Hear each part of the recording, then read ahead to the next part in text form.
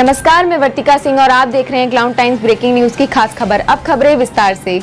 प्रधानमंत्री मोदी के संसदीय क्षेत्र बनारस में कोरोना से सीधी जंग के लिए जितने भी कड़े कायदे कानून बन रहे हैं, उनकी धज्जियां उड़ाने में निजी हॉस्पिटल संचालक, एम्बुलेंस वालों से लेकर दवा कारोबारी लूट के खेल में जुटे हैं।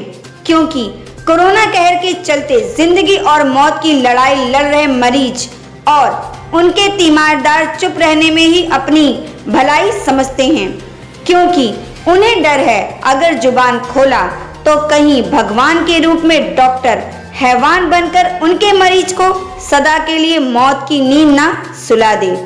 आखिर मरीज तो डॉक्टर साहब के अस्पताल में ही तो कैद है, इलाज से बच गया तो भगवान के भरोसे, और अगर कोरोना के काल ने उसे मौत की नींद सुला दिया तो डॉक्टर साहब हैवान नजर आते हैं। बावजूद इसके कोरोना कहर के बाद आज भी लोग इसके शिकार हो रहे हैं। उनका भरोसा निजी हॉस्पिटल संचालकों पर ही है, यह उतना ही सच है। निजी हॉस्पिटल संचालकों की यही कोशिश होती है कि अपने मरीज को बचाया जा सके, ताकि उसके शाख पर बट्टा ना लगे। जहां एक ओर ऑक्सीजन से लेकर जीवन रक्षक दवाओं और इंजेक्शन का अभाव है, वहीं मुंह मांगी कीमत देकर अपने मरीजों के इलाज में जुटे निजी हॉस्पिटल संचालकों के लिए किसी भी कीमत पर जिंदगी और मौत की जंग लड़ रहे कोरोना संक्रमितों की जान बचाना जरूरी है। ऐसे में इलाज के नाम पर 2 लाख, 3 लाख, 6 लाख, 35,000 रोज से लेकर 35,000 का रेमडेसिविर इंजेक्शन किसी की जान से बढ़कर नहीं है। यही कारण है कि बनारस के एलथी कैटेगरी के कोविड हॉस्पिटलों में अपनी अलग पहचान रखने वाले एपेक्स, पॉपुलर, मेडविन में प्रत्येक मरीज के इलाज का खर्चा 6 लाख या उससे ऊपर आना मामूली बात है। न तो इलाज कराने वालों को शिकायत है, न तो इलाज करने वाले डॉक्टरों को। फिर भी कोरोना कहर की इस विकट परिस्थिति में सरकारी दर से 2 से 3 गुना वसूली होना जायज नहीं है।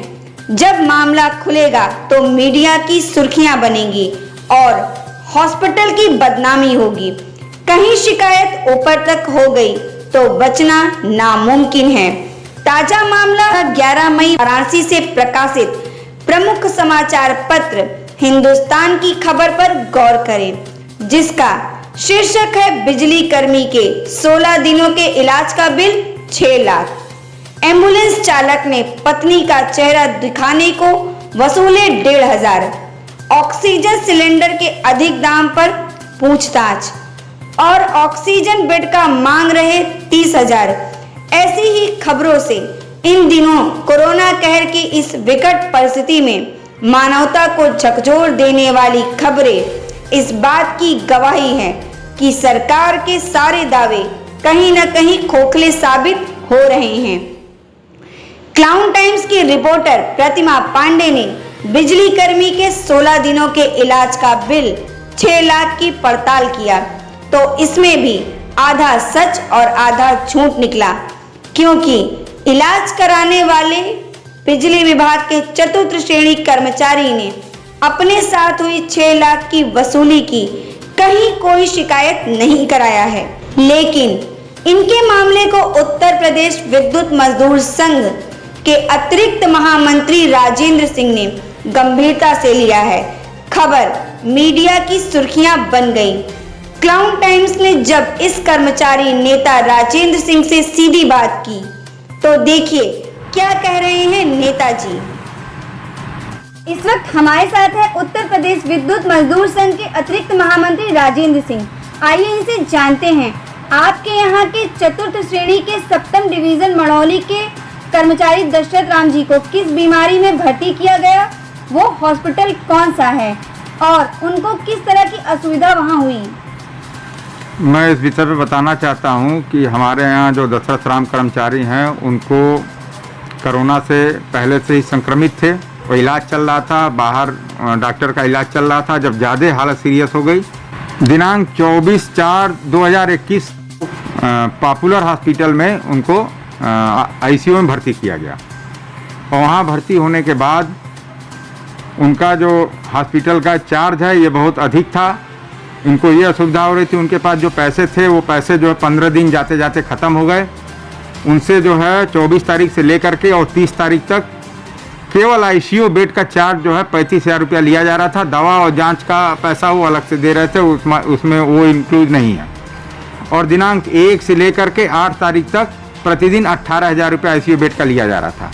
ऐसी स्थिति में एक चतुर्थ श्रेणी के कर्मचारी को पैसे की व्यवस्था करने में परेशानी हो रही थी, इसलिए उन्होंने बहुत रिक्वेस्ट भी किया अस्पताल से, कहा कि मेरा जो है जो चार्ज है, चूँकि वो popular hospital Uttar Pradesh power corporation के उस पैनल पर है और उस पैनल पर रहने के नाते उसका जो रेट है विभागीय कर्मचारियों के लिए कम लगना चाहिए, लेकिन वहाँ उनके द्वारा इस बात को अनसुना कर दिया गया और उनसे इस जो रेट से मैंने बताया उस रेट से जोड़ करके पैसा लिया गया।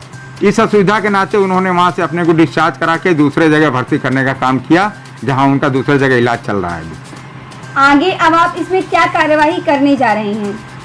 आगे हम इनके खिलाफ जो है अपने विभाग में जांच के लिए लेटर लिखेंगे और इनका जो विभाग से जो पैनल पर इनका जो आवेदन है, जो पैनल पर ये प्रतिबंध विभाग से अनुबंध है, उस अनुबंध को ख़त्म कराने के लिए हम विभाग में जो है लेटर लिख के पूरा प्रयास करेंगे कि इनका विभाग से अनुबंध खत्म किया जाए।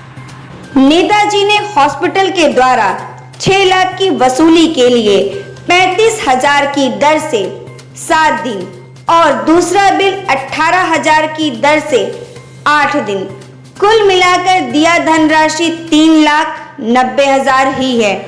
इसके अलावा दवाओं और जांच का खर्चा अलग से बता रहे हैं नेताजी।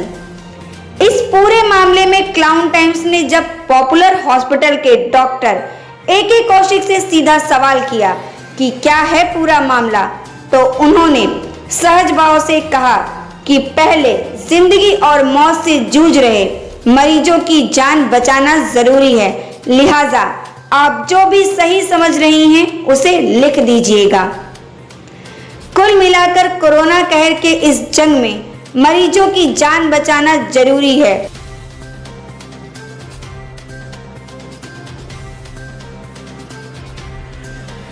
वरना लखनऊ और दिल्ली से लेकर बड़े हॉस्पिटलों के कोविड वार्ड में यह वसूली 10 से 12 लाख या उससे भी अधिक है और मरीजों के तीमारदारों का खर्चा जोड़ लें तो यह आंकड़ा 15 से 20 लाख तक पहुंच रहा है। लोग उफ तक नहीं कर रहे हैं। कोरोना कहर में क्लाउन टाइम्स की पड़ताल अभी जारी है। क्लाउन टाइम्स ब्रेकिंग न्यूज की खास खबरों को देखने के लिए हमारे YouTube चैनल को सब्सक्राइब करें, लाइक करें और बेल आइकन पर क्लिक करें। क्लाउन टाइम्स की खबरों को अगर आप हमारे Facebook पेज पर देख रहे हैं तो पेज को लाइक जरूर करें।